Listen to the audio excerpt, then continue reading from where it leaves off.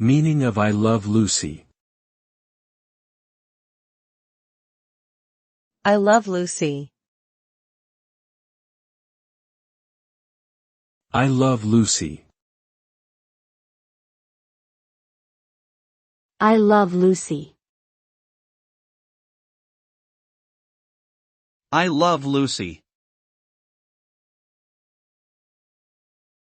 I Love Lucy is a popular American sitcom that aired from 1951 to 1957.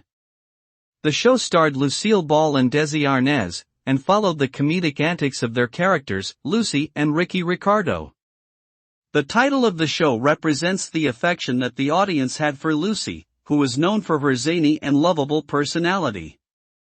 The show was groundbreaking for its time, as it featured a female lead in a sitcom and was also filmed in front of a live audience.